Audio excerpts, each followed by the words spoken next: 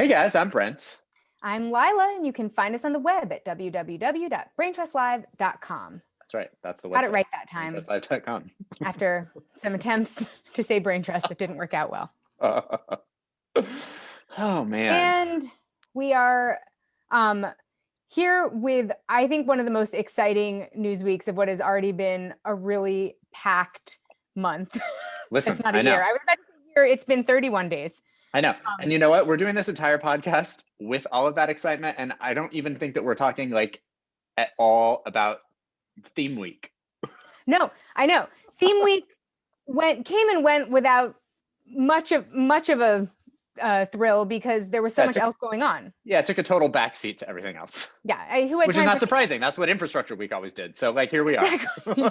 Well, and as we were announcing theme week, I was like, it's going to be really hard to stay excited about these sort of like middling, executive order actions. It's like all week you would hear like some reports about things that had happened, like, Sure. various like environmental climate. We got to see the return of John Kerry. He continues to look unwell, but like there were newsworthy events that happened all week. But there were so many other things going on, and also nobody cares what Joe Biden is doing every day that passes that they don't have at least $1,400 in their checking account. So we'll get to that story later.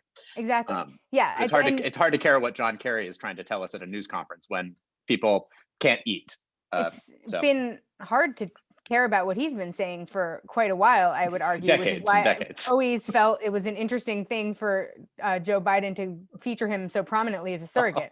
But like I often wonder, like the choice to feature anyone who failed to be the president as your surrogate is always, I think, a risky one. Remember when he thought that he was going to have to jump into the race after Biden did so terribly in those first couple states, like that he was going to jump in and save America from itself? By failing to be the president for a second time, most likely. There was, so on the one front, the main front of our lives, there was some COVID news, which is that Johnson & Johnson announced that their vaccine is about ready to go to the FDA for emergency approval. This is exciting because it's a one-dose vaccine. So yeah, I mean, I think a lot of people were initially like panicked about it because I think that the first number that came out was that it was like 66% effective, which was worldwide, and it was tested in some of the places that have like the more contagious variants, which is why it sort of like brought down the worldwide number. And that's not to say that some of those aren't going to take hold here also, but it was a little bit higher here. And then it was also 85% effective against like severe disease. I think they had I think the vaccine group had like no hospitalizations and no deaths. So there are good signs from it. And also, I think this is going to be the one that you're probably going to end up getting anyway, just because it's Johnson & Johnson. I think they've been making, supposedly, I heard that they've been making a lot of it at risk already.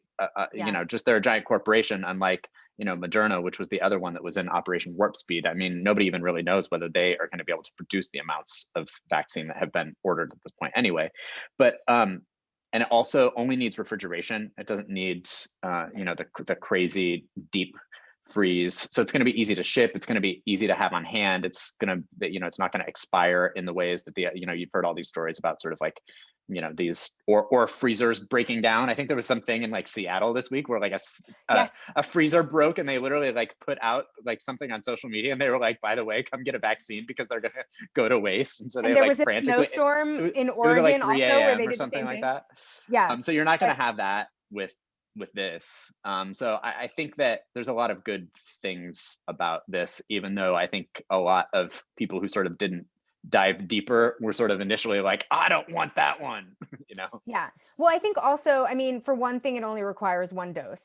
So I mean, that's a huge game changer because that means that, and I think the efficacy of one dose is more than one dose of Pfizer or Moderna. Yeah, because you do get supposedly some efficacy from just one dose of those, but it was far less than this. Exactly.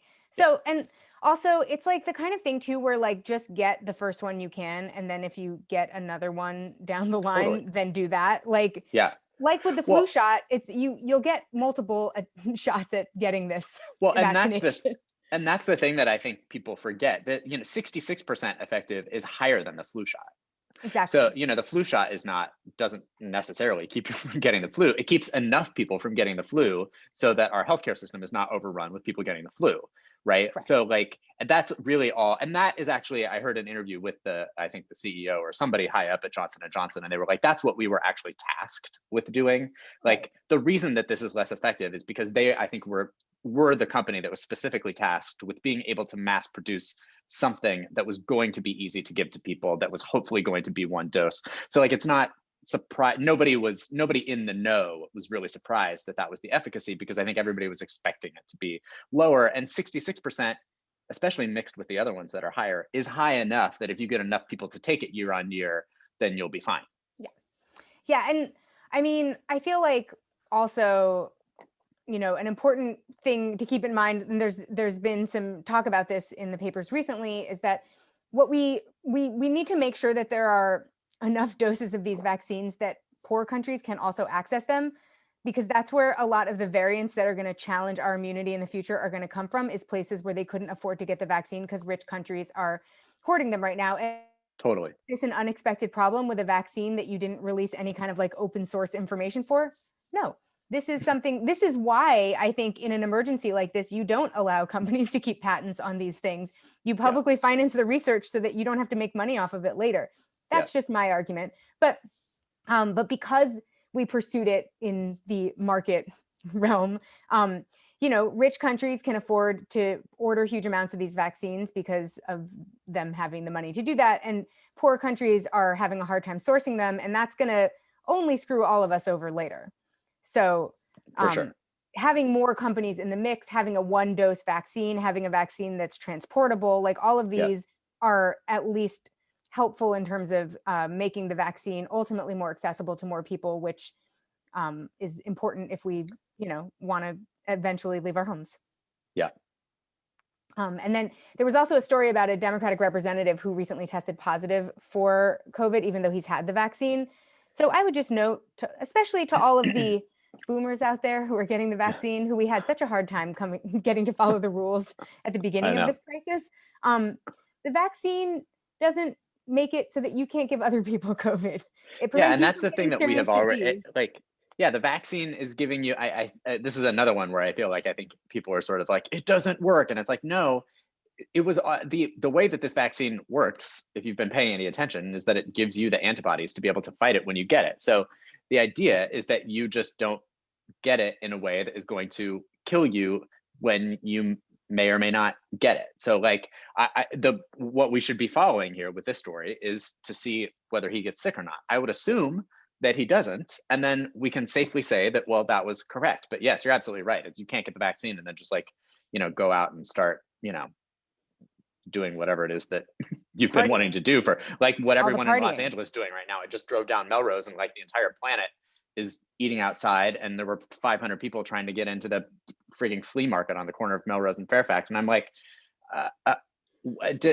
what memo didn't I get? I mean, that you didn't get was the memo where everybody was stuck inside for weeks and there was no movement on anything. So they were like, let's live on the edge. Yeah. I think that's, there's been articles coming out of Britain recently about people finding that the mental health toll of this third lockdown that they're in has been much worse than the previous two. And I keep being like, what is the mental toll on people who have essentially been living in semi-lockdown this whole time? Because that's really what the reason that Californians are being unpredictable and difficult, I think, to a large extent, is because we have had strict lockdown rules for this entire stretch. There's been no end in sight. And at a certain point, people were just sort of like, do these mean anything anymore? Totally. And then when they tried to make them stricter, they somehow didn't succeed at making them seem that much stricter, because everyone had already been living in such a limited way. I think that they are going to find that the places where they did serious lockdowns for shorter periods are going to overall have had lower infection rates than the places where they did medium lockdowns forever. And it's going to be because people run out of steam eventually for sitting at home. I think you might be right. Mental health wise. In any case, this week we had something very exciting to entertain us, though. And it was not from a sector that we thought would entertain us, because Brent and I have been very clear with you from the beginning that we don't believe the economy is real. Yeah. Everything about the economy is a fake made up rule that was made up by people that can change because we made it up in the first place. What the economy is doing or not doing or can't do or could do. Yeah. None of them know what they're talking about because the economy is a thing we invented. Right. Well, and so much so that oftentimes when, I mean, there's never been a story like this GameStop stock situation like that, but like oftentimes when I first saw this headline, I guess what was it, Friday morning, was it Thursday Yeah. morning? I can't remember, whatever day late in the week this was. My first reaction was like, do I actually have to care about this? Do I want to care about this? Will I have to learn something that is ridiculous to know, what shorting a stock is, which we'll explain to you Right. in a second. I'm going to let Lila do that. But I think like and it's because that we have been telling you Right. that the economy is fake since we started this podcast 8 Right. years So ago, 9 years ago. when something about the economy is in the news, I'm often like, well, we made up the meaning of this. Right. This But once can't. you actually learn what this thing is, it's Well, there's it's not been a better news story that I can remember in no. recent memory. And so what happened this week is a political thing happened in the stock market, and that's where we got interested. And it took some political thing and not just like a stock market thing for me to be like, oh, I care a lot about this actually. Right. Basically, this week, Redditors caused their own Occupy Wall Street protest, but instead of occupying a park near Wall Street, the physical place, they basically started occupying the stock market. Yeah. And they banded together to like destroy a bunch of hedge funds. And Yeah. not only does this teach us some important lessons about class consciousness and collective action, but it also is just fun because it's really fun to hear hedge fund people complain about how there's not enough regulation. So some of this also bears some resemblance to my prior suggestion that we just take money from rich people who aren't using it anyway and use it for random shit. Because a lot of what happened here is, part of what the result of the action we're about to explain was a huge wealth transfer. And the wealth transfer allowed regular people to pay off regular debts using money that hedge funders were planning to make for themselves, basically. Right. And so not use for themselves because they couldn't, because they were too rich to be able to use it anyway. Right, exactly. They were going to hoard it once they got it. Some of this bears some resemblance to my suggestion that we pull fake money into the real economy. But in any case, we're going to start at the beginning because, listen, you've probably caught up, but if you haven't, you're going to want to know what happened here. And it sounds so boring on paper that you're probably not going to have read about it. So first, just briefly, because I feel like this is not something that's relevant to a lot of regular people, I'm just going to say what hedge funds are. Because Please. I think like if you are a person with like a 401k, you might be thinking to yourself that you that you are part of like the sort of the fund marketplace, if you will, but you're not really part of the like hedge fund marketplace. No. The hedge funds are the people that essentially brought us the 2008 financial crisis. They are a kind of mutual fund, but they're mostly used by rich people. And they do a lot of like risky maneuvers and betting, in the derivatives market and stuff like that. So they're not doing what your traditional funds are doing, which is just investing in a broad portfolio of stocks and assuming that it will move the way the market moves. Yeah. They are trying to sort of circumvent some of the long-term market movement in a way where if the market does better, they will do even better than the market. And if the market does terribly, they often do even worse than the market, or in the case of some hedge funds, somehow much better than the market, even though it's crashing. Right. Like it's a way so that rich people never lose. Right, exactly. Because they are able to bet against the market when the market goes bad, and then they make if you money saw the anyway. Big Short, you'll remember this. This is what happened, like you said, in 2008. These big hedge funds, they were betting against mortgages. Like they were selling people bad mortgages, and then they were betting that the mortgages would go to shit, and then they were right. So they actually got rich while we all lost our homes. And basically part of what happened too was that banks became big investors in hedge funds and or started their own hedge funds. So the pressure to release these bad mortgages, to sign these bad mortgages or give these bad mortgages to people started to come from like inside the house, like the call started to come from inside the house. That used to be illegal until Glass-Steagall was revoked.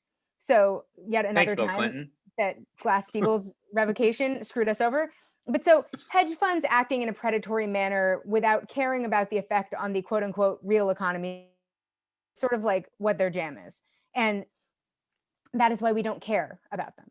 Now, hedge funds, among other people, but generally hedge funds are often participating in actions that are not what regular stock traders do. And one of those is shorting. So Shorting is when an investor borrows the stock from the broker, sells it on the open market, and plans to buy it back later for less money. And they're basically taking a bet that the cost of the stock will go down and they'll make money on the difference. Right.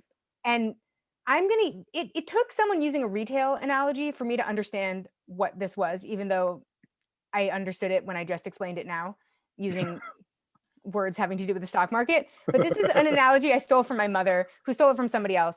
And we've been using it to explain it to our family and other people all week, which is that, like, imagine if your friend buys a dress at Target for $100 and then you ask to borrow it and you sell it to somebody else for $100, assuming that the dress is going to go on sale at Target before you need to return it. And so you'll be able to buy it back for like $18 and you'll pocket the difference. So you'll have sold it for $100.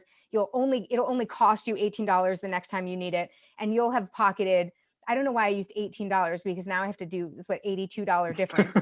But in any case, so what happened this week was when the time came to return the dress, because a bunch of Redditors had pumped up the price of a stock that was being shorted, that being the GameStop stock, which was heavily shorted. Like, most of the shares of GameStop were shorted. And so Reddit investors just started all investing in it. And that drove up the price of the stock. Yeah.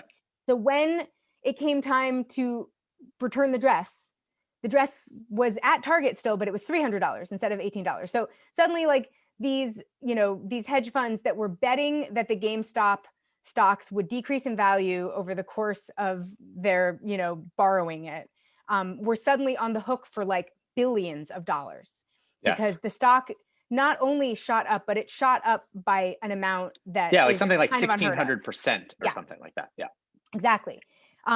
And this was GameStop was a stock that retail traders for a while, and it is like GameStop, like the brick and mortar video game store. Yeah. And it's obviously not doing well in the pandemic. And it's obviously also just like an obsolete business because people aren't really shopping at brick and mortar stores like GameStop for video games anymore anyway. So it was a company that I think a lot of people were seeing as a company that was in decline. That was why the stock was so heavily shorted. But what happens is when hedge funds get together and do this, they can drive the price of the stock down just by shorting it in the first place. Like, they are such big movers in the market that their actions can affect the market. And so they do with many companies, and there's a bunch of companies that they've been doing this with, were taking huge bets on GameStop, which seemed like there was no reason that it would recover, decreasing in value. And then about 4 months ago, somebody posted a post on Reddit that was titled "Bankrupting Institutional Investors for Dummies," featuring GameStop. And that kind of started the whole thing, apparently. But basically, they collectively agreed to cause what they call a short squeeze, which is where you basically know that a short is coming up and you decide to drive up the price of the stock so that when those hedge funds have to buy the stock back, they have to pay more than they actually paid and than they made on it in the first place. So it's political for a number of reasons. One being that it shows that the game is actually rigged, because as soon as this started happening, big institutional investors started demanding behind the scenes that someone regulate this. And a lot of the platforms that serve retail investors started to shut down people's ability to buy and sell these stocks. So that showed that, and also all of the coverage of it was like, what will happen to hedge funds? Like, what you saw was a lot of media failing to explain that, this kind of predatory actions are like what hedge funds are famous for. So that's the thing. They can't cry their eyes out about regular investors also being predatory towards them when that is like the whole business model. Right. Well, and I think it also it really showed how, and we all knew this, but I think having like a very real world example of how well these hedge funds are connected, both politically with, calling the SEC and like trying to get them to shut this down. Basically, like, they were also able to, like, I think, remove these stocks like being listed on Google. So like they were connected to Google, right? They were obviously, I want to say they were connected to Robinhood, but they weren't connected to Robinhood. They are Robinhood, by the way. That's owned by a hedge fund, hilariously. So like, I think it was like, it also became clear as this sort of like played out the aftermath of this, that like, it really is a game that they are all in on. Like, Yeah. I think we like to talk sort of about, like, the wealthy and the well-connected and how much more power they have. And I think we all know that, but like to point to, like, here's the specific thing that is the proof of the thing that we've been trying to tell everybody for however long we've been trying to say it. Like, I mean, this is it. Like, this is Yeah. we've been given the proof with this now. Well, and I love, like, because they kept trying to call this market manipulation, as if a bunch of people talking on an open Reddit forum is somehow Right. like them secretly colluding to, Right. And also manipulate the not the market. same thing that they're doing with themselves, like literally Well, every day. exactly. And also, we have regularly bailed out huge financial interests I mean, for this kind of behavior. Those yes. bailouts in 2008, they were the result of market manipulation on the part of hedge funds. So Right. when we talk about the fact that, or when you hear them talk about the fact that the market is not designed to bear this, and we need to make sure that small players like this can't cause huge upheavals in the market, they are like famous for causing these upheavals, and we are the ones who bail them out. So like Yeah. this time, like, they can bail themselves out or they can bail us out. But Yeah. I think also there's a real contrast here. I mean, this is a real contrast to the way that we are viewing the pandemic relief situation, because we did bail these huge financial interests out when they were in trouble, but we are sitting around waiting for not even $2,000 from the Right. For federal government pennies. right now. Yeah. When the time came, our mortgages are still due, our rent is still due, all of those things are still due because large financial interests and corporate interests could not be bothered to bail us out after we bailed them out. So Right. I And took a feel, bunch of PP right. Yeah. PPP money Right. They took a to bunch of begin our with. money to So save themselves during all of this. yeah. So I think the thing that really like inspired both us and I think the kind of like popular interest in this was that it became like this huge symbolic and real wealth transfer. Yeah. Where a bunch of hedge funds who are just investing play money for rich people, basically, were lost money to a bunch of people who actually needed it to pay bills, to regular Yeah. people Yep. who, I mean, you see all over the Reddit forum, there's people talking about paying off student loans. There's people talking about paying off medical debts. There's people talking about paying off real regular person expenses with their profits from this. And that, I think, is an indication that the money is not real to them, but it is really real to us. And this kind of a wealth transfer was, I will go to the mat defending Occupy for changing everything about the way that we proceeded politically after that point. But no one became rich off of Occupy. There was not a wealth transfer No. after Occupy. Things have only gotten It worse. made us aware that there needed to be a wealth exactly transfer. But the wealth transfer never came. Was literally a bunch of people who got together and they were like, let's cause the wealth transfer ourselves. Let's Right. do it ourselves. Yeah. And that was kind of genius. And Yeah. it's helpful that the results are in like real math.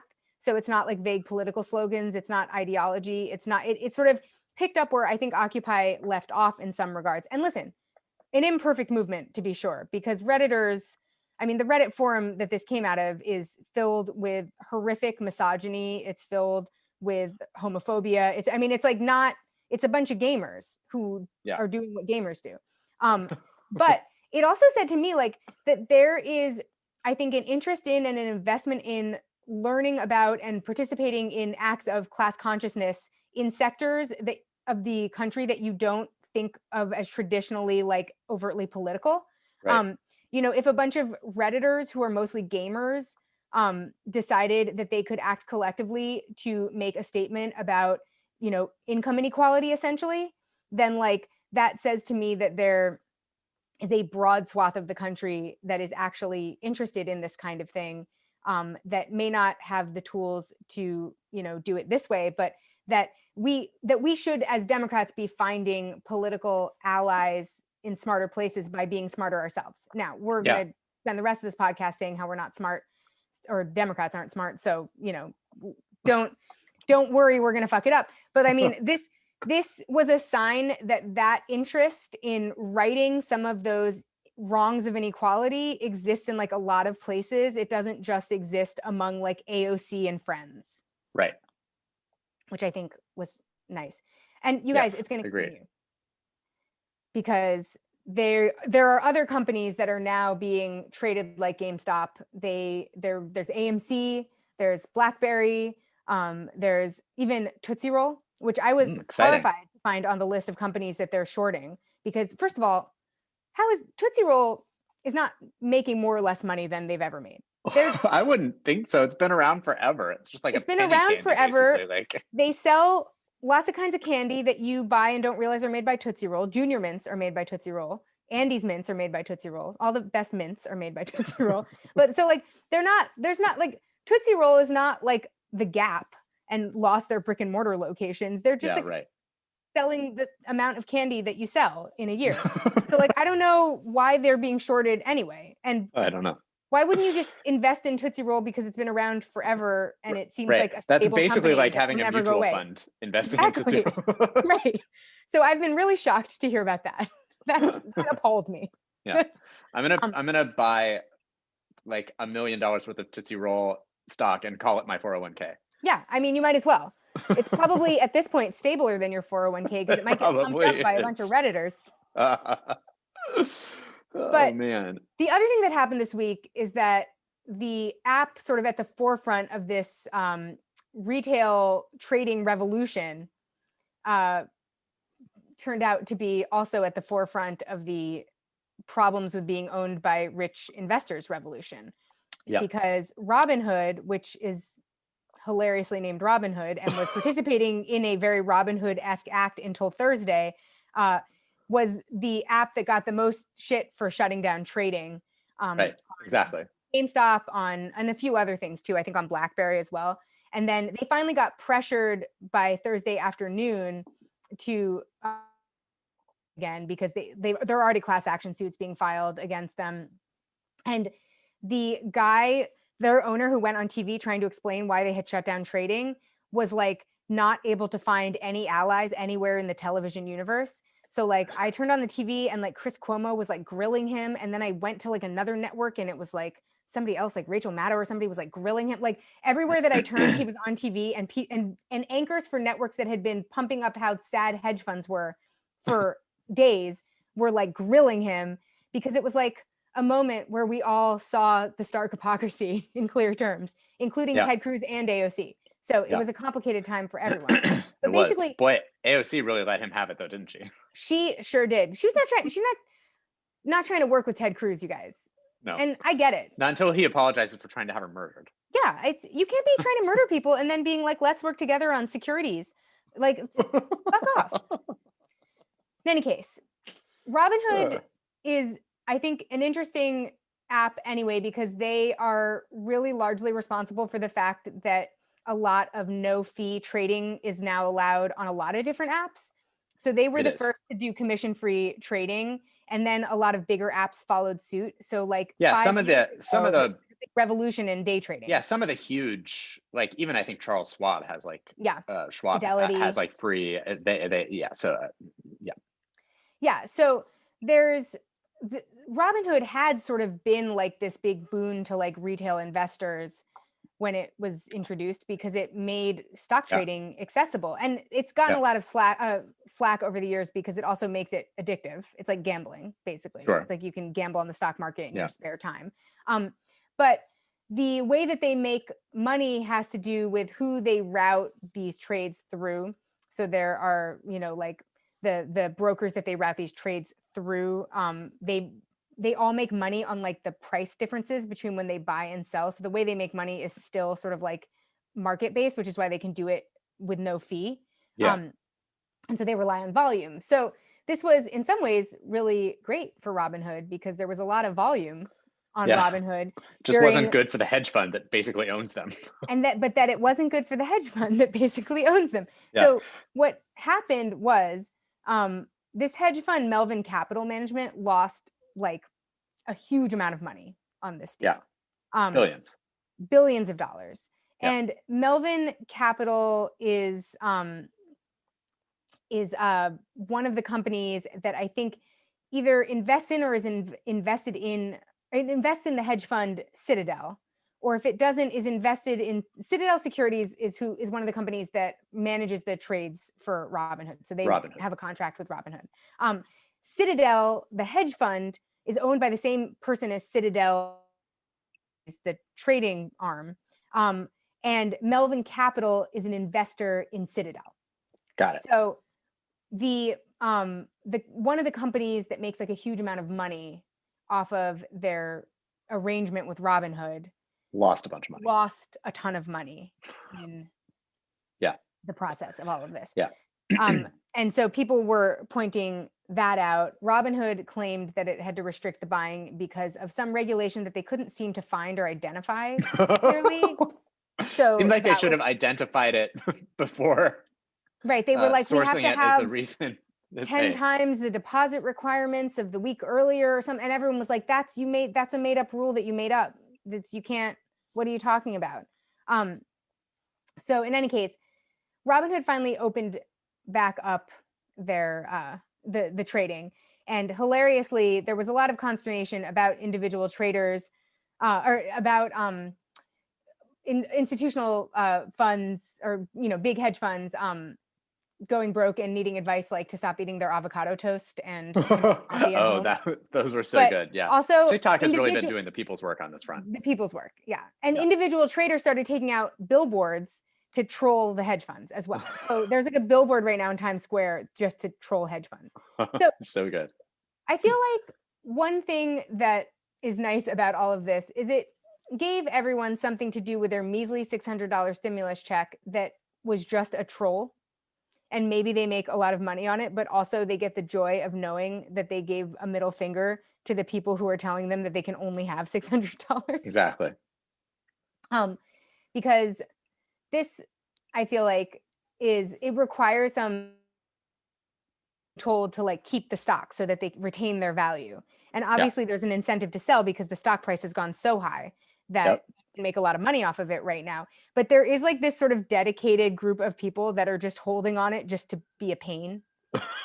Just to like, and I approve of that. like that for us, I like that for all of us. Yeah. But so listen, it was never going to be us because we're not people who understand the stock market very well, but I'm so excited that someone found a way to troll them at their own game. Same. I mean, I don't know how we didn't think of it. I know how we didn't think of it, but I don't know how. I know. We didn't have the capacity to think of it. We could never. I do wish that there's also been, I feel like one of the memes that has been going around that I also very much relate to. It's sort of like, it was like, hey guys, next time you're about to make millions of dollars, can you send me a text or something like that? Like make me aware of it next time. Help me. Tell me what I need to do to also be making money to pay off my mortgage. I do feel like this has been good in the same way that the Trump administration was good for helping us learn about all of the various like institutional obstacles to stealing an election and how to harness them. I feel like everyone understanding how the stock market works can only help us defeat them. Totally. I mean, once you have hedge funders having to demand regulations, then you're in a position where you've gotten them to essentially admit to their own hypocrisy. And then you can also demand regulations. Those regulations regulating their activities, not yours. In any case, one group of people that has no interest in being helpful in this situation is congressional Democrats, because their plan right now seems to be to try to just like lean on some very inept messaging to explain why they can't give us $2,000 and just like hope this problem goes away. Lila sent Grant and I the tweet that the Democrats sent out last night about, jumping off the $600 down payment. Democrats will be getting out the $1,400, blah, blah, blah. Didn't give any details because it has seemed for the last 2 weeks as though they have had no interest in actually doing so.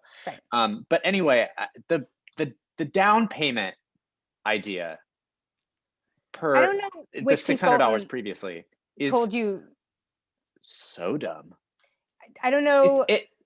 Fire that company right away. That consultant does not know what they're talking about. Yeah, I mean, I have been trying to figure out a way to sort of enter into politics and in a way that would like make use of my skills, which is in advertising. And I feel like if anyone needs to know why I might be a good hire to them, Yeah. I'm willing to send them at least 100 better ideas than this It's by tomorrow. I was gonna say, I feel like Brent could just bullshit you 100 better ideas than this right now if he wanted to. Like I can't think of a more offensive way to go about the messaging here than what they chose. It makes it obvious that they lied to us. It Yep. makes it obvious that we are worth being honest with, or Yep. that they don't want to be straight with us. It's that's the same thing twice, but I'm mad about it, so I Sure. said it Yeah. twice. But it also it it requires so much verbiage in order to get to the point where they've equated $2,000 with $1,400, that just the sheer size of it makes clear that they've lied to us about the $1,400 without the Well, words even meaning anything. well, and that's what, and the thing that I think also it makes the aim $2,000. And I know that that $2,000 has been thrown out and that's what it was going to be. And then there was the $600. So I understand like the mental gymnastics of math that they have got done. Right. But like making it all add up to $2,000, I thought a lot about this.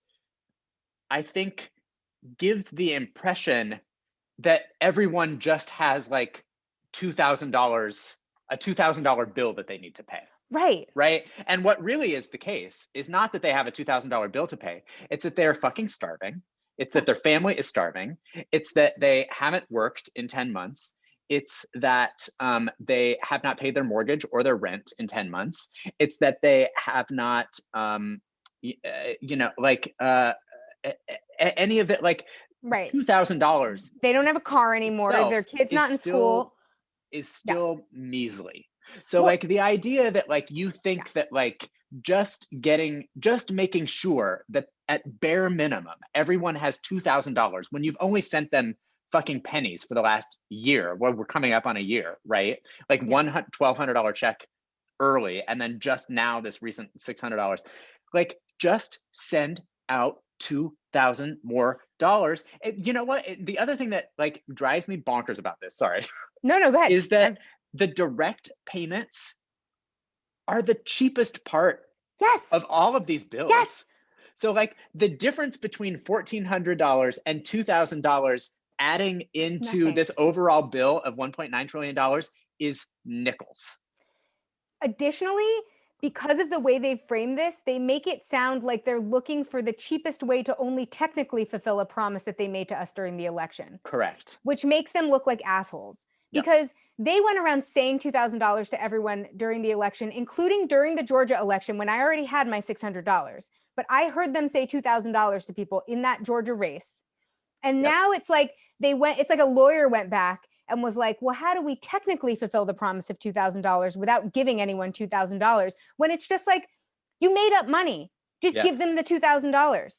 Like, why would this require these kinds of mental gymnastics? Why would you have to be talking about $600 down payments on, you don't owe us $2,000. You owe us like $1 million. So like, just pay the full $2,000. Our current vice president was advocating for $2,000 monthly, by the way. She was a co-sponsor of that bill. Where's she? Exactly. And also, like, if you're so worried about the cost of it, I know this sounds crazy, but just don't bother means testing it, because that will be cheaper. Just give it to everyone. Not means testing things is really expensive and complicated and slow.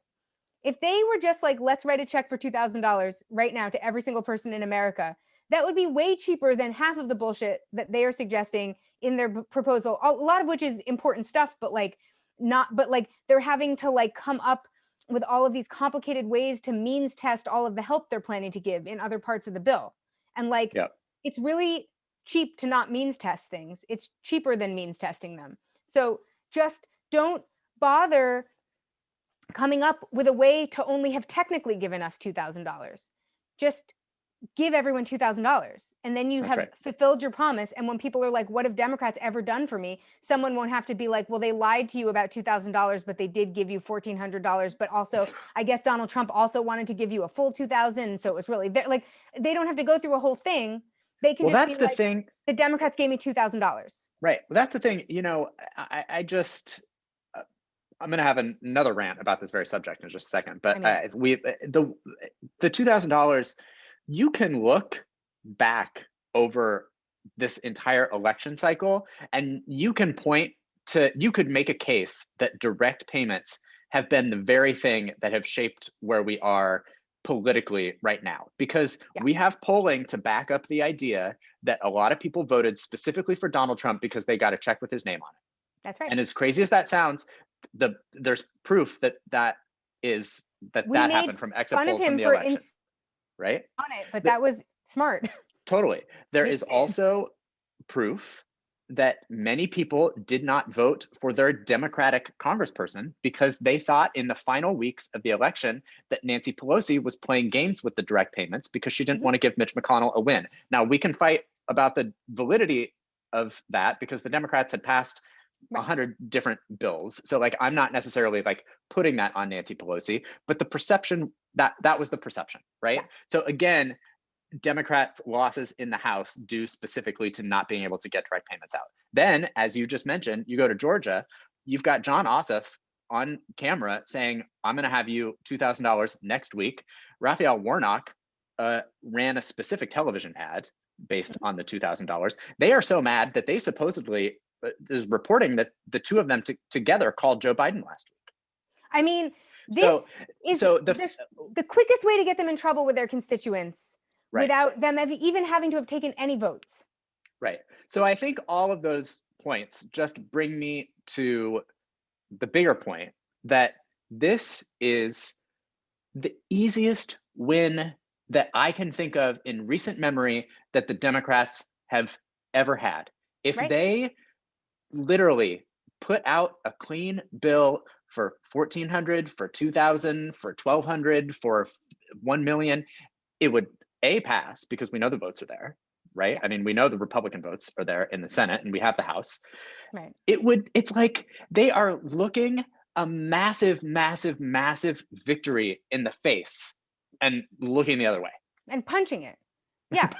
Right. No, I just like don't understand what their logic could possibly be in bargaining themselves down and then also not doing anything with the And then bargain not down doing it. figure. Because The fact that it hasn't happened yet is criminal.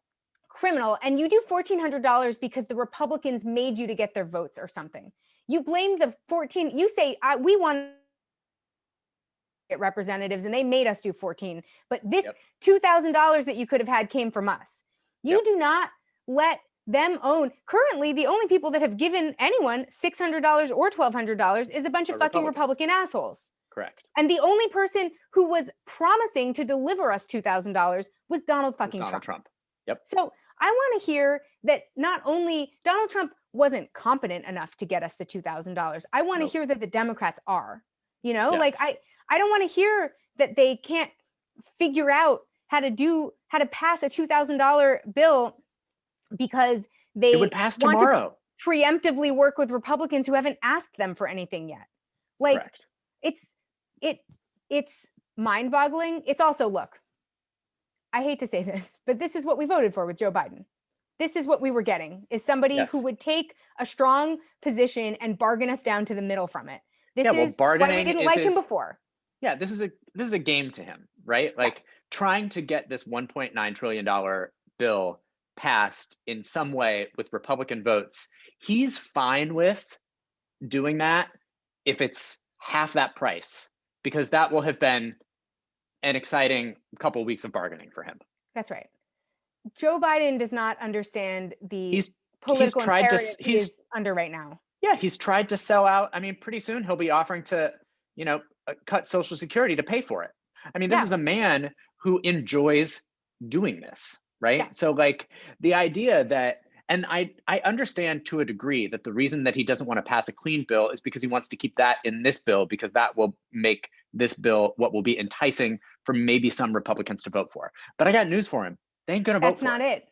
No. You're working alone no matter what.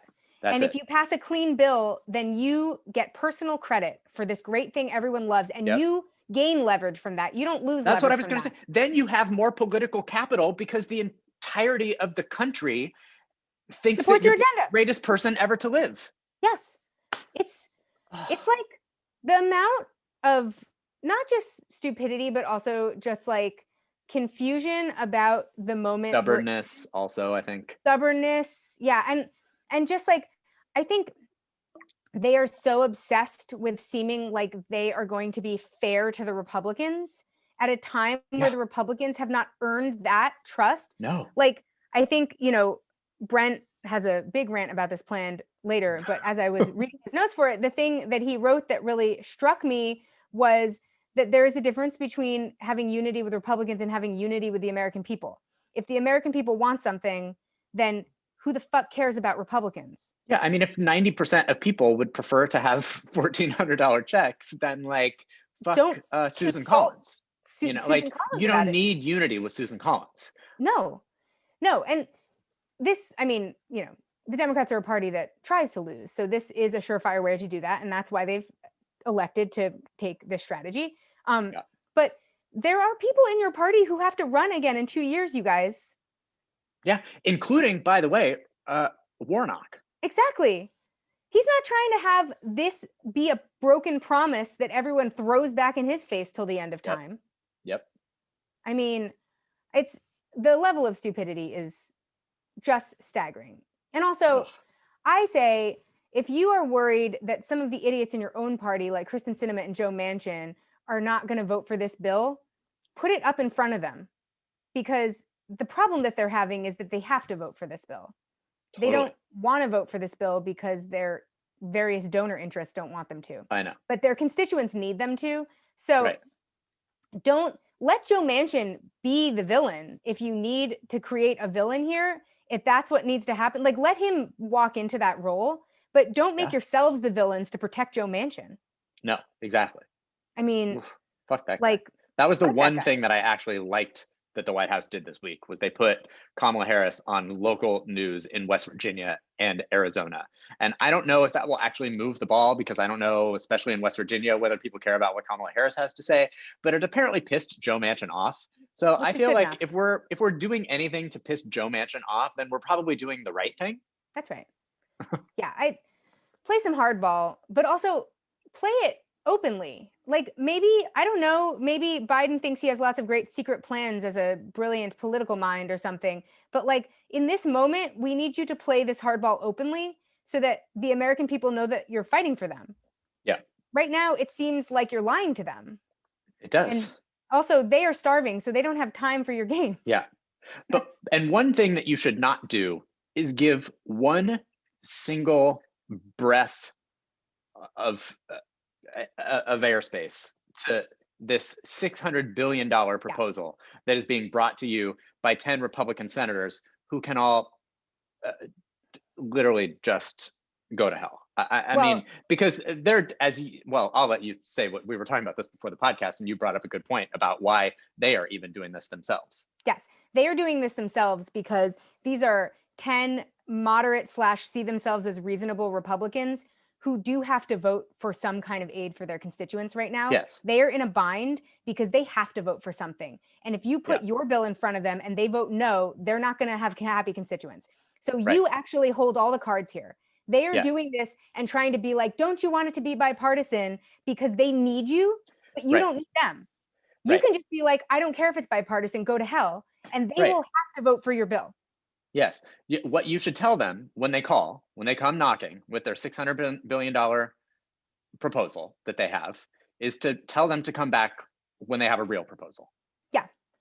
And right. Don't let them in the door to have a discussion. And he will, obviously. Obviously, because but like their proposal doesn't include any state or local funding, which is where a huge amount of the other proposal goes because there's a huge need for state and local funding. Yep. It doesn't like it addresses like only like a third of the things that we need to address.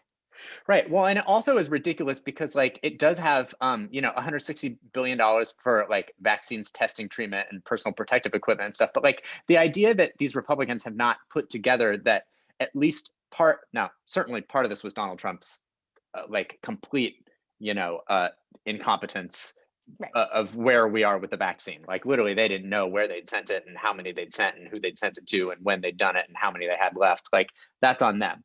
But the states that have it that are having trouble are having it because they don't have any fucking money. That's right. Like, and they're so like the idea that they have not put those two things together in their brains, that part of the reason that this vaccine is not in people's arms right now is because they haven't sent any money to states and cities, is cuckoo crazy to me, because that should not be that's not a leap. It's like bananas town out here, you guys, because I can't believe that they had the gall to make this offer. It's being led by Susan Collins, who nobody should talk to anymore. No. And I just like, I also don't understand how it's not being treated both in coverage and by the Democrats as like a bald-faced last-ditch desperate thing. Yeah. Because it is the most desperate sounding thing I have ever heard in my life. They come in at the last minute with a proposal that's like a quarter of the size of what Joe Biden has proposed. And their only argument for it is, but don't you want this to be bipartisan? Like, no, I don't. Just say I no. don't care. Who cares who passed it? With any of these things, listen, I would have been happy to take $2,000 from Donald Trump. I would have said, I'm glad Donald Trump sent me $2,000. Now, look, I wasn't going to vote for the man, but I'm not going to sit here and tell you that I would rather the Democrats send it to me. I don't fucking care who sends me $2,000. I just think that people need to have $2,000. I think that people need money. It doesn't matter who sends it. And in the same way that it doesn't matter who sends any of us $2,000, it really doesn't matter who sends us, vague funding that we never see because it doesn't go directly to people anyway. And it just theoretically makes it possible for, like, I don't care where that comes from. Yeah. There's a nutrition assistance program that needs funding. I don't care who funds it. I want people to have nutrition. And if Republicans want to fund it without Democrats, even go ahead, do you? But that's not what's being offered here. Like, their option right now is to do something for their constituents or not, or to look like they don't give two shits about their constituents, and let them figure that problem out. That's a social problem for them. That's their own problem for us. Yes. Right. Yeah. I don't need to hear what their needs are right now. No. And they passed a huge tax cut for, with reconciliation, with not a single Democratic vote. They can go to hell. Yeah, they did not care about, and that was a larger, ding to the deficit if they're all of a sudden worried about the deficit, which would be I'm just sure like them to now be worried about the deficit. But like you're absolutely right. And that is also that's how they tried to get rid of the Affordable Care Act. Yeah. Was through budget reconciliation. So like they can, I just like the idea that the Democrats can't find a spine to pass something that would be so good for everyone in the country. I mean, literally everyone. Right. By budget reconciliation, just because they are searching for 10 Republicans who aren't going to come. No, they just aren't. They're not going to come. And also, and I would say, if this wasn't the issue, the situation where we were in, where people are literally starving, right? Then I would say, okay, well, maybe like fuck around and find out for like another two, like, maybe go into some negotiation that'll take until the middle of March when the unemployment runs out, but like you promised day one. I mean, literally, you ran a campaign and you said next week I'm sending you $2,000. So we're already down from that. But like, I just don't. The need is there. This isn't like a tax cut bill where like if it happens in the middle of March, it's fine because who cares when a tax cut bill gets passed, right? Yeah. Like this is like real people's lives that you are screwing with right now. I cannot believe the lack of urgency in like literally every single member of Congress. I know that this pandemic's been going on a long time, but they have been employed this whole time, which is not what a lot of Americans can say. And their business, their income hasn't decreased in this time. Their housing hasn't become insecure in this time. Like, I'm just shocked that they can't find a little urgency in themselves after they made one stab at it in March. And ever since then, They've had nothing to do with anything. And now they have new leadership, which theoretically they understand the urgency that we're talking about. And even they can't find a spine to do anything. If Mitch McConnell were in charge of this situation, this stimulus would be passed already, you guys. That's one thing that I think also you need to keep in mind, is that we do know the Senate can work, because we know the Senate can do whatever the Senate Majority Leader schemily decides it's going to do. And so we have no reason to think that your excuses mean anything. Because if Mitch McConnell was in Chuck Schumer's shoes right now, this bill would have passed. We'd already have this money. We'd already have these benefits. Yep. You know, like, I mean, I'm not trying to give credit to Mitch McConnell, but just as we often credit Nancy Pelosi with always being able to deliver the votes, Mitch McConnell will make happen whatever Mitch McConnell wants to make happen.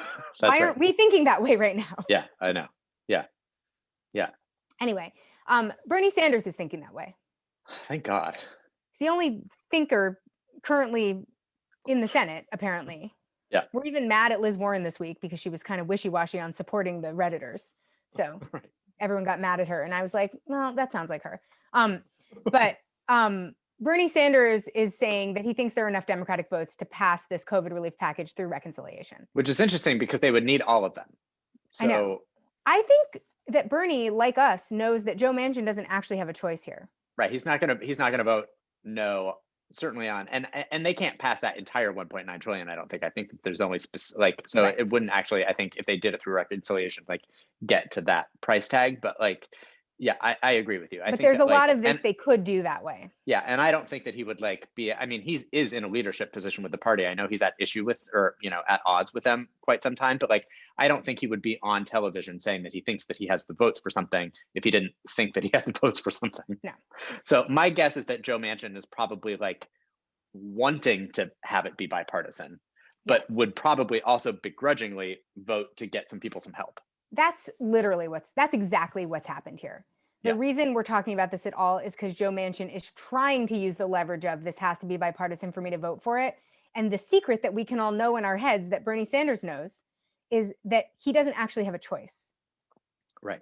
He wants to be a Democrat. He doesn't have a choice. Well, and it's also interesting too. My guess is that, one of those 10 Republicans, and I felt like she was really the odd person out here because she is the most Trumpian and crazy and goony of all of these people, is Shelley Moore Capito. Yeah.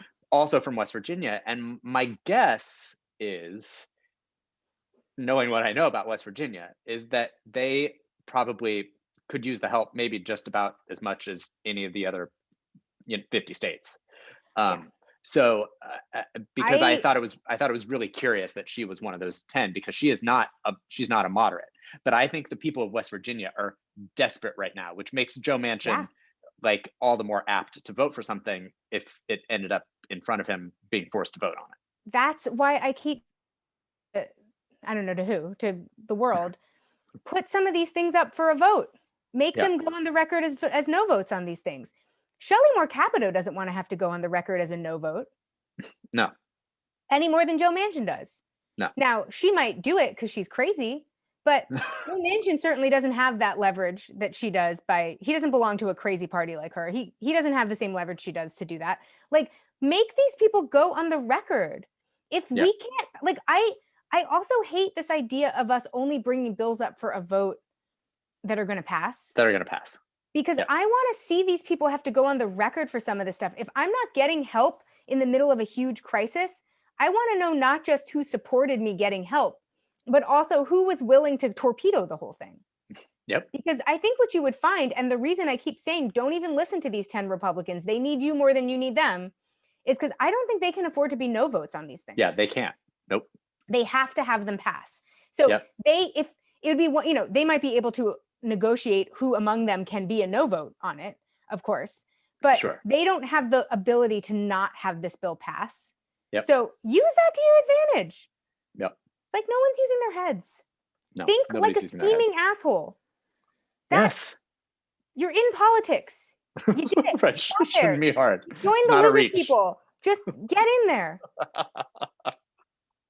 Yeah, In any totally. case, I stepped on Brent's whole speech about unity No, I because mean, we talked about it. I think we sort of like have been ranting through this entire section, basically. I mean, I told you before the podcast, I was like, this is, you know, getting up in arms about something is like my happy place. So, like, I have spent a lot of years of this podcast being up in arms about something. of course, This is potentially as mad as I have been because it really does just seem like the one opportunity to have like a clear both win where you actually do something, a win with the majority of the American people, a win with all of your constituents, like, a win, and a win that you literally haven't been able to like have in so right. long to like actually be like, hey, look, collectively, we Democrats, like we can actually say that we did something for you. And the fact that we have just decided that we are going to do it a different way is it's fucked. Like I don't know what else This to is call it. also a party whose last win was literally the Affordable Care Act.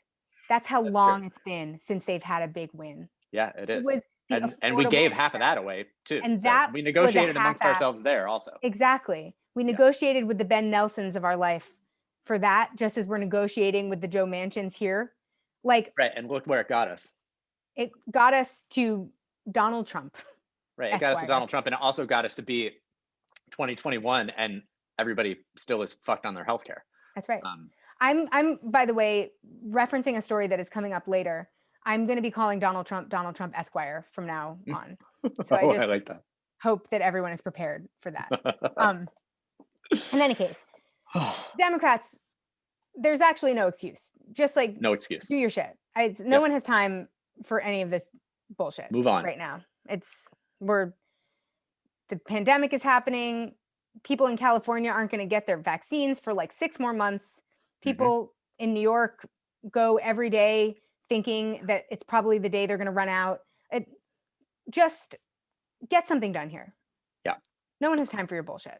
Nope. Speaking of GOP senators, though, there's another shenanigan that they're up to, which is for some reason thinking that like Donald Trump doesn't need to have an impeachment trial. Including many of the ones who are like, oh, we should definitely have an impeachment trial. Yes. 45 of them have voted to dismiss the charges before the trial began. Obviously, it still went ahead.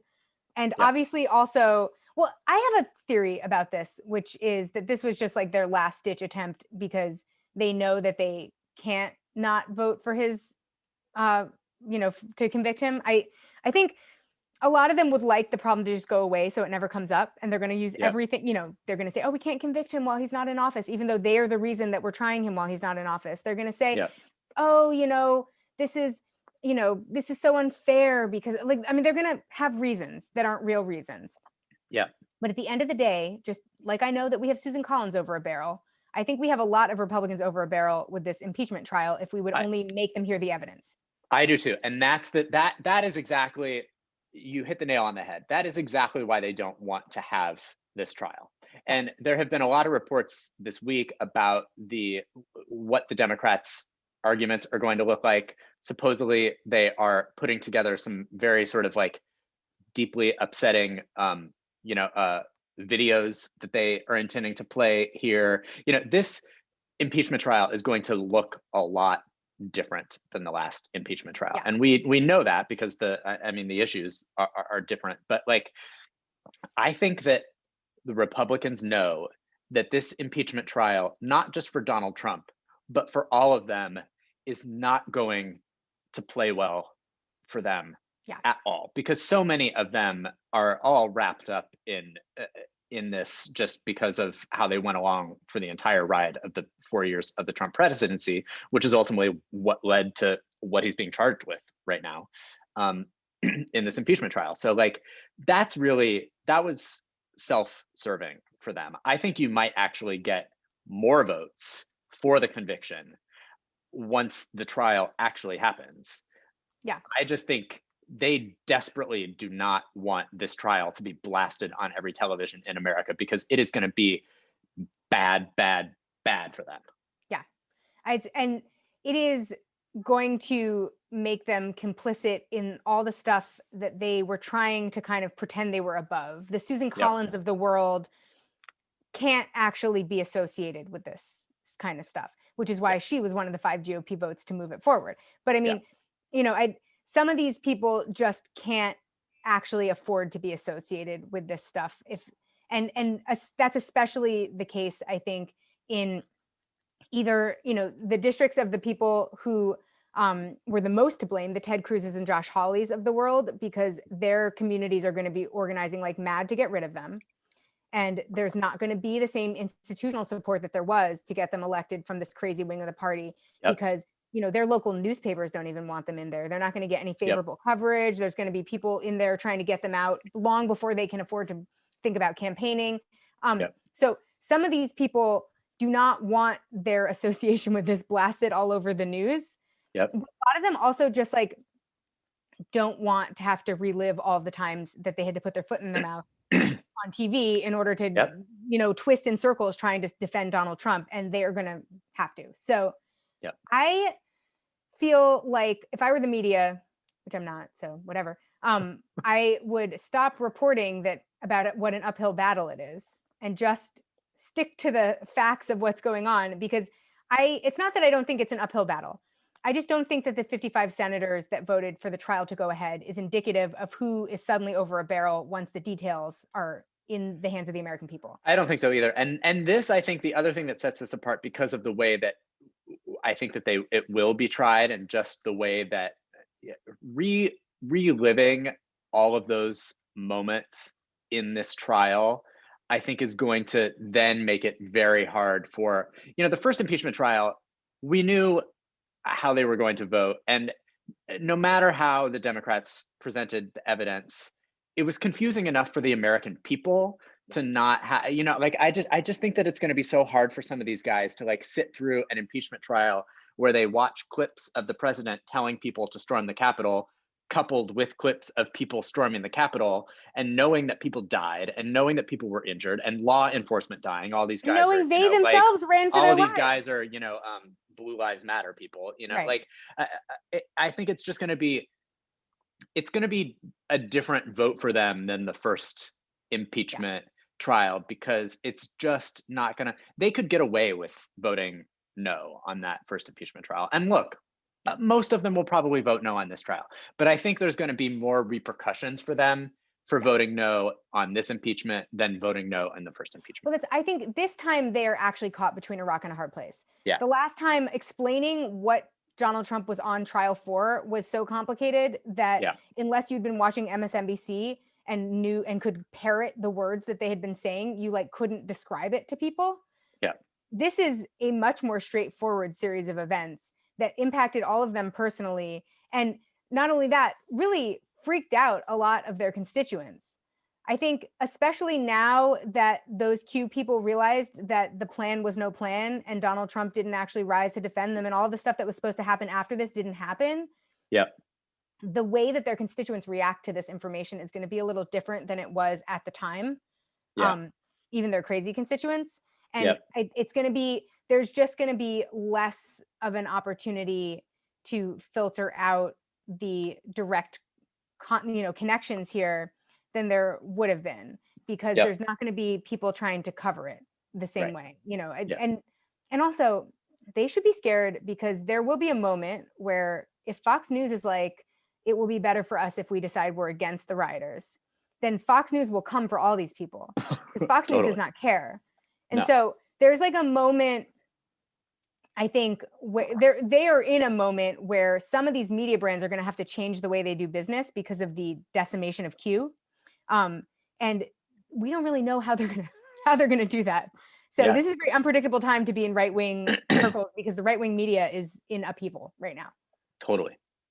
Now, it wasn't great news when we found out that Patrick Leahy, who's supposed to be overseeing this trial, was in the hospital, got sworn in there.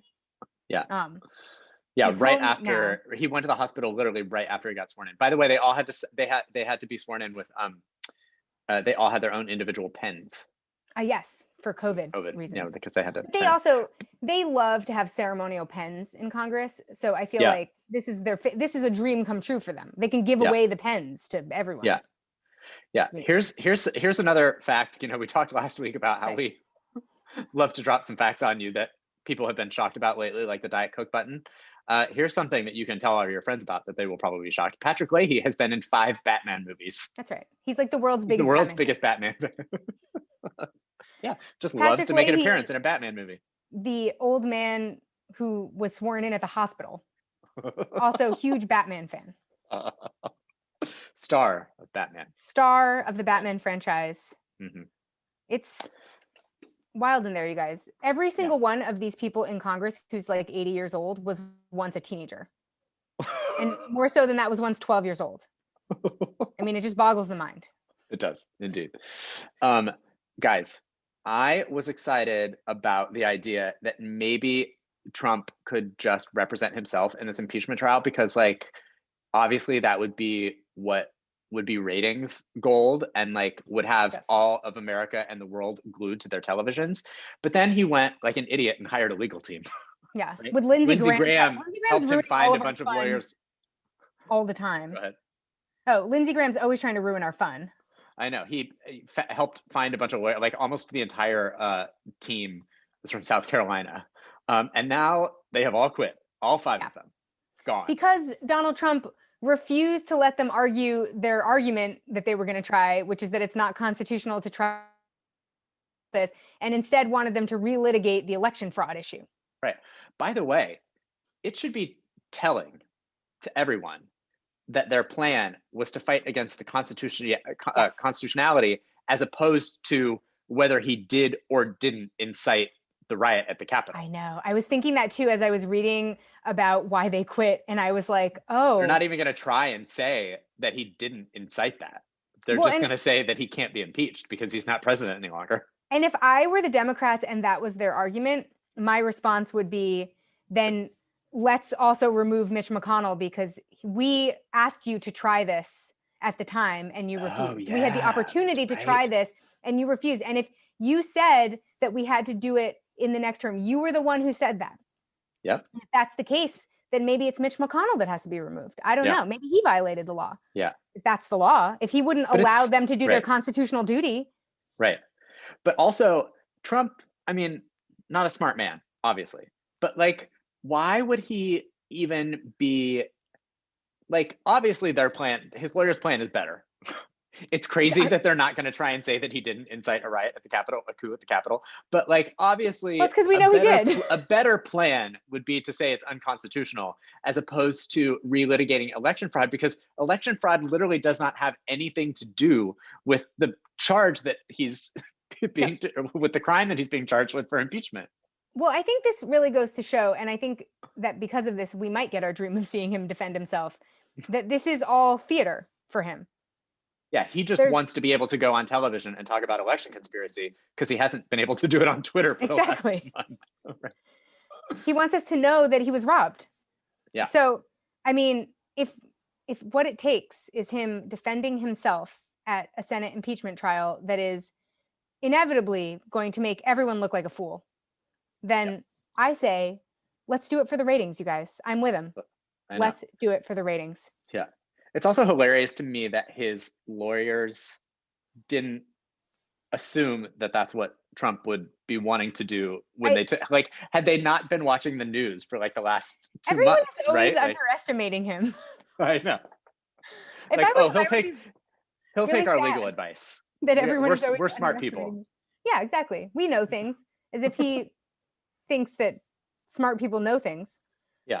As if any of them were smart people. That's a death sentence of a case to take anyway. I wouldn't take that case. No, I know. Oh man.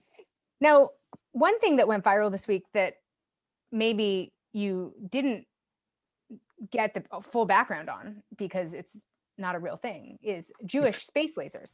And listen, I was the one who pulled the notes for this story, for this podcast, and you're not going to get any clarity from me on it this week. And it's too bad because as soon as I heard about Jewish space lasers, I was like, can I get one?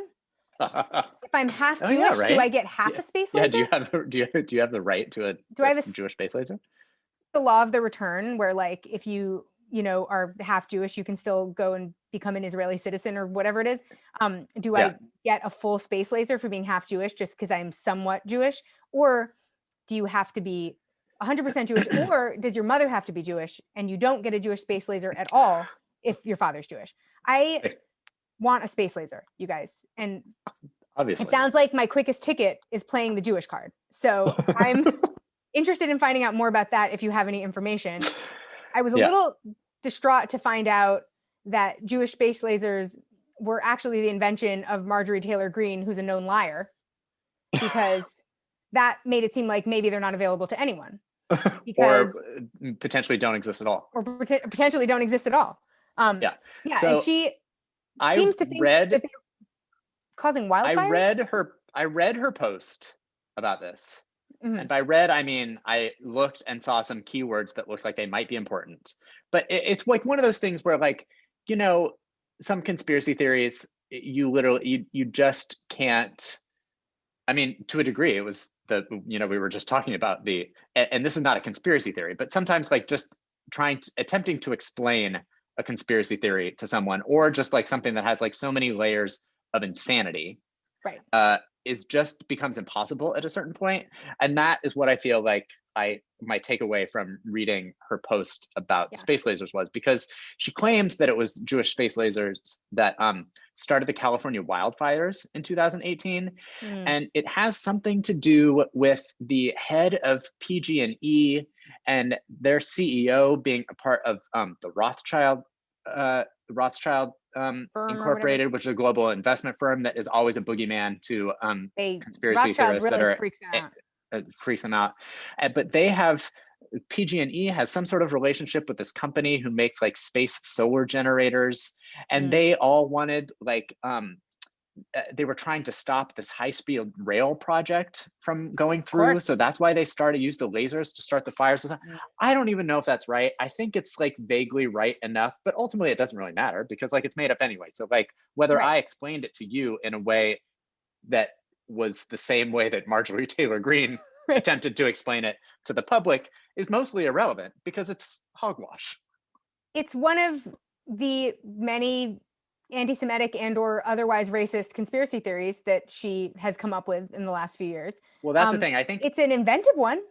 Right. I mean, I think, and everyone's initial reaction to this was like comedy because it was too ridiculous. But then, a few minutes later, everybody remembered that, oh, also this was, it's pretty common to have some sort of like crazy conspiracy, that involves being super anti-Semitic. Yeah. So, anti-Semitism first is we really laughed and then we were like, oh, well, she's just anti-Semitic. Well, I feel like more so than that, because I almost expect my conspiracy theories to be anti-Semitic, because that's just like what makes a conspiracy theory oftentimes. And I was more dismayed that this conspiracy theory was being propelled by a member of Congress. Well, sure. Was I shocked that it was anti-Semitic? No. What conspiracy theory isn't? But I was a little bit concerned that a sitting member of Congress was the person explaining this conspiracy theory / propagating these lies, because that just seems like a platform you don't need to give a conspiracy theorist of any sort of bigotry level. Sure. Well, let's talk about her. Let's talk about Marjorie Taylor Greene. Marjorie Taylor Greene, who is currently kind of in hot water with her own party because everyone is sort of like, is she fit to serve? But Donald Trump was in hot water with his own party until like they've already forgiven him, and Kevin McCarthy is his best friend, and like now if her conspiracy theories hold, there is a group of Jewish Republicans that is looking to discipline her. Now, maybe they're real, maybe they're not. I don't know. I couldn't possibly guess who these people could be. I assume they're Sheldon Adelson-esque figures who are not to be trusted. Yeah, sure. But they seem quite dismayed. While they are happy to support a Republican Party that espouses other kinds of bigoted beliefs, they're happy if it's anti-Black. They're happy if it's misogynistic. They don't care about any of that. Yep. This crossed the line for them because it was openly anti-Semitic, and they get in there and tell these Republican leaders that we won't stand for this. So there's apparently some weird lobbyist pressure coming from Jewish Republicans right now that is somehow in every news article, but no one will explain who these Jewish Republicans are. So Yeah. that's a curiosity. In any case, here's a little bit more about Marjorie Taylor Greene. She really only started being outspoken about politics in 2016. And that is because prior to that, she owned a CrossFit gym and felt that she could not espouse crazy beliefs without alienating her customers. Sure. So after 2016 and the end of her CrossFit career, she started to travel to Washington for various conservative events, prayer rallies, gun lobbying, that sort of thing. Sure. CNN found a video this week that was from a 2018 trip where she like accosts David Hogg, like from March for Our Lives, the Parkland student, in a video calling him a coward and telling him that he's using kids to promote his own political agenda. Yeah. I will remind you that in this video, David Hogg is a teenager who has been through a school shooting at his own school where he himself was a student as a teenager. Yeah. So I don't know what his own political agenda was. Well, she called that shooting and she called the Sandy Hook shooting a false flag. That's true. She does believe that school shootings are all false flags. So that makes it complicated to understand what's going on with the gun control conversation in the country. I'll tell you that. Her initial plan in running for Congress was actually to run in Lucy McBath's district, which means she was going to run in that district Jon Ossoff lost. But she decided to move to a more conservative district. I think that was smart. Her campaign, she's from Georgia, so she was in the mix here. Her campaign, though, was not like notably conspiracy theory-esque. Like I think Lauren Boebert or whatever her name is got a lot more play because she was the one, toting her guns around and all of her people. She owned a restaurant. All of her like waitresses were like carrying guns, and she's the one who like wants to take hers into Congress, I think, and stuff. So she had a little bit more flair for theater, I think, than Marjorie Taylor Greene is more of a disorganized kind of. I think Boebert really thought about her imagery and like came prepared in a very Palin-esque package where she was like, she's small and she's pretty and she carries a gun and she, you know, like she had like a more tailor-made ethos, you know, an image, whereas Marjorie Taylor Greene seems to be a little bit all over the place. So she runs in this district. Listen, she's not running not a conspiracy theory-based campaign, but it's just not as overtly conspiracy theory-esque as some of the other campaigns we were witnessing. Sure. But then she got elected and everyone thought she'll become more of a just like generic everyday crazy person. And she only got crazier, it seems. Yeah. But she's literally, Cori Bush had to move her office this week because Marjorie Taylor Greene was harassing her staff. And like, listen, first of all, Cori Bush is not afraid of you as a person because Cori Bush is a serious person. But second of all, don't endanger the lives of national treasures as a rule. You should never do that. Cori Bush is more important than Marjorie Taylor Greene to everyone. Yes. So like, don't be that person who's antagonizing someone everyone loves. In any case, she didn't get that message, whatever. Her video library on YouTube is kind of a treasure trove though, because it is like video after video of her going on for like 40 minutes about like insane conspiracy theories. She doesn't think 9/11 was real. She thinks Obama was a secret Muslim. She thinks the Clintons caused JFK Jr.'s death. You know, as Brent mentioned, she believes that school shootings were false flags. She, you know, obviously has endorsed Q in the past, although now her spokesperson is trying to be like, no, we don't. Q, what's that? Ooh, huh? So in any case, she also has pushed for, you know, she's quoted as saying, oh, the only way you get your freedoms back is it's earned with the price of blood. So I mean, you know, she might also be more than a little to blame for you know, what happened on insurrection the 6th. On the 6th. Yeah. So she's like more than a run-of-the-mill crazy person. And is now in a position where she has become a little bit damaging to what little credibility the GOP has left in the House. To the extent that Kevin McCarthy is having to pretend he's having a talk with her next week. Now, obviously, he won't say anything. That won't be a real talk. But they're all having to pretend like they have opinions on her now, that they don't stand for this sort of thing. And they hate when they're asked to stand against something that they're for. That is not what Republicans are trying to do. So I think Kevin McCarthy will probably say to her, listen, you're putting us all in an awkward bind because we don't want to have to say that we believe these things that you believe, but we do. So we're trying to be sneaky about it. And you're not helping us be sneaky. Right. I don't know. She thinks that all this coverage that she's been getting since the Jewish space lasers situation broke is, the radical left-wing Democratic mob trying to smear her.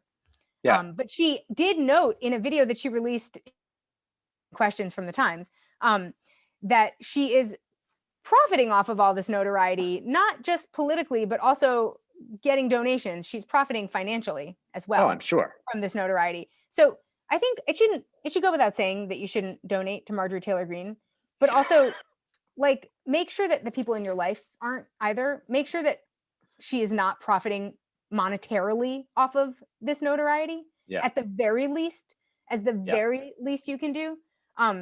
Because, that's just good common sense. In any case, even Rob Portman is like, I don't know, guys, about Marjorie Taylor Greene, but also he's not one to talk. Yeah, I mean, he said something like, I saw a couple of videos over the weekend and one had to do with violence as I see it. There's no place for violence in our political dialogue. By the way, there's no place for violence in our country. I mean, this is something we got to get away from. So yeah, I think people ought to speak out clearly. And Rob Portman, by the way, you may not have heard his name when we listed the 5 Republican senators that voted to move Trump's impeachment trial forward, because Rob Portman was one of the people.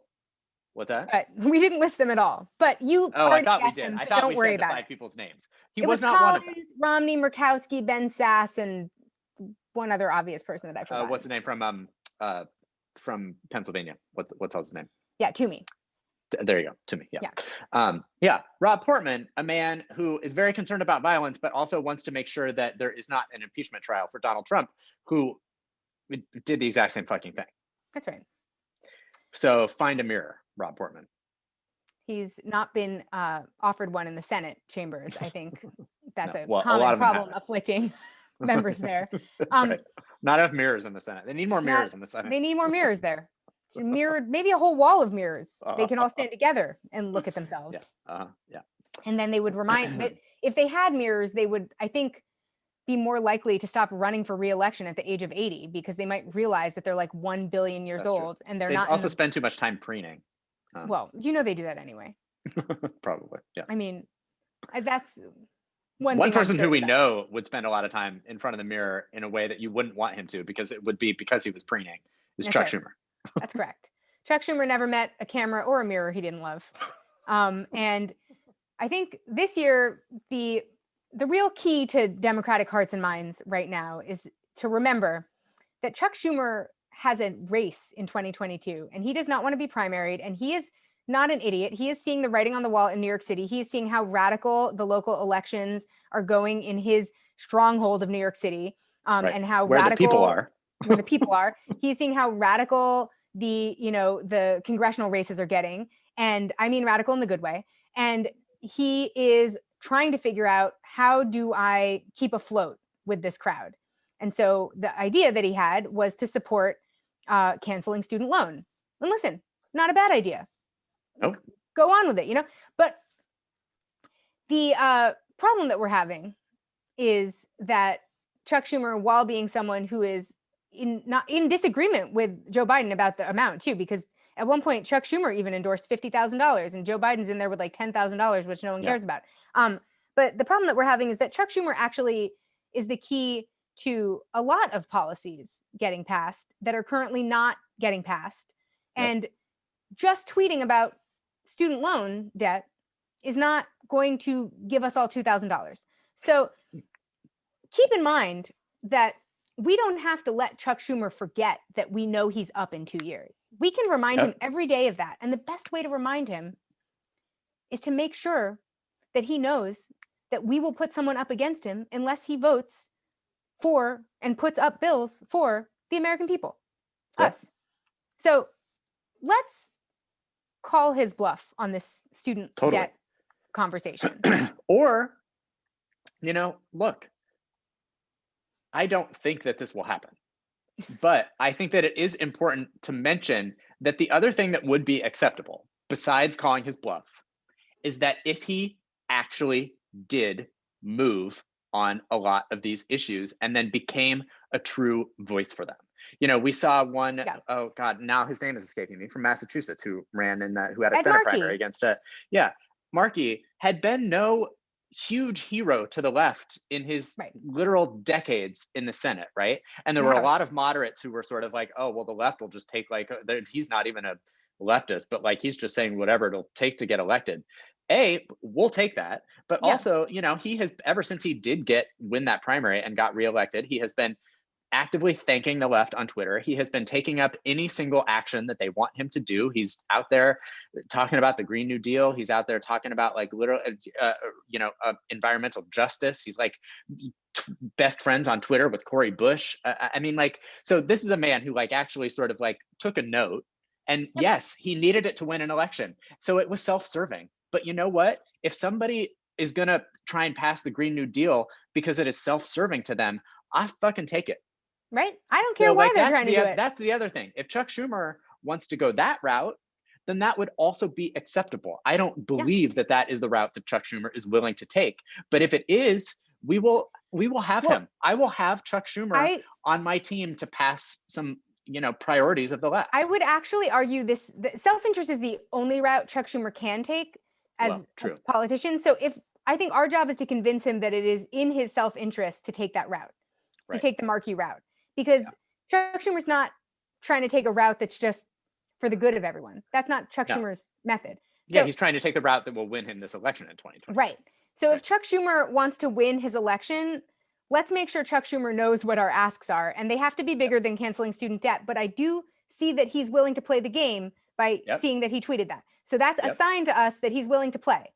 Yep. And so let's tell him what else we need. A good way to make him play harder would be for someone to announce that they're running against him in 2022. Totally. Just a thought, some ideas I'm having. Yeah. In any case, keep on everyone's back. Call everyone in the entire government and tell them they're fucking it up. You can do that every day. They can't stop you from calling again. Nope. And it's so important that they know, because they don't seem to be knowing. And it'd be better if they displayed any interest in the American people. Correct. So just keep on being a pain. And if you want to also fuck over hedge funds, there's now a lot of information about how to do that on the internet that was not available last week. So I say do that too. Yep. Don't spend your savings on the stock market. That goes without saying. But if you feel like it would be fun to invest some of your money in screwing over hedge funds, then I'm not here to stop you. Certainly not. I say live a little, buy some AMC, see what your life, see where your life takes you. We are here to encourage it, is what That's we are here to do. Yeah. We are pro mayhem in the market. Right. Team mayhem. And that's the news this week. We did it. Who knows what will happen next? Exciting. What if nothing happens in February? It's just like everything happened in January and then it was over. Well, I mean, that could be because the Democrats seem fine waiting until March to actually pass something. Right. So February might be the month that never happened. Oh, impeachment's going to happen. Oh, impeachment is happening. I knew we wouldn't get off as that easy. But it's not this week. So. That's right. You have a week to prepare. Yeah. And then next week, all impeachment all the time. We'll talk to you both of those weeks. Yeah. Also, if you've got a direct line to Donald Trump, somebody tell him that he should be representing himself in this impeachment trial. Yes. Get in there. He needs to know. He needs to know what the American people want.